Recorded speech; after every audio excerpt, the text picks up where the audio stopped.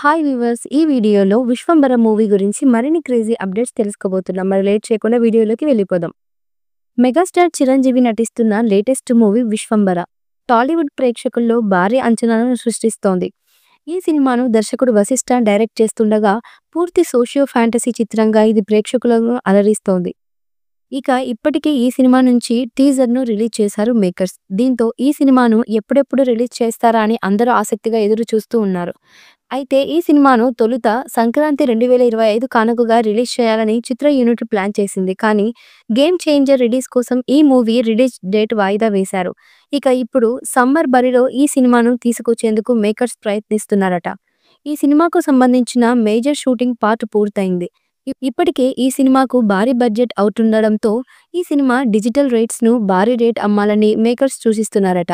ఈ చిత్రానికి సంబంధించిన డిజిటల్ రైట్స్ కోసం అమెజాన్ ప్రైమ్ వీడియో, నెట్‌ఫ్లిక్స్ వంటి సంస్థలు ముందుకొచ్చాయి. ఇప్పుడు జీ స్టూడియోస్ కూడా 'విశ్వంబర' చిత్రం యూనిట్స్ రచ్చలు జరుపుకుంటోంది.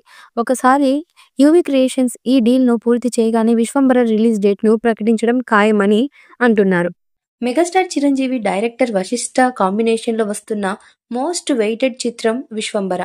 ఈ సోషియో ఫ్యాంటసీ చిత్రాన్ని యూవీ క్రియేషన్స్ పతాకంపై వి. వంశీకృష్ణారెడ్డి, ప్రమోద్ ఉప్పాలపాటి భారీ బడ్జెట్‌తో నిర్మిస్తున్నారు.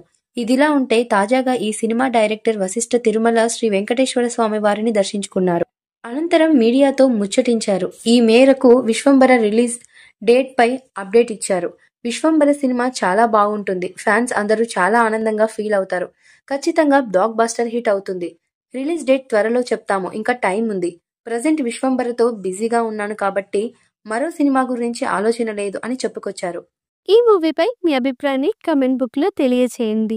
ఈ వీడియో మీకు నచ్చితే లైక్ చేయండి, షేర్ చేయండి, కామెంట్ చేయండి. మరిన్ని అప్డేట్స్ కోసం మా ఛానల్‌ని సబ్స్క్రైబ్ చేయండి. అలాగే పక్కనే ఉన్న గంట సింబల్‌ని గట్టిగా కొట్టండి.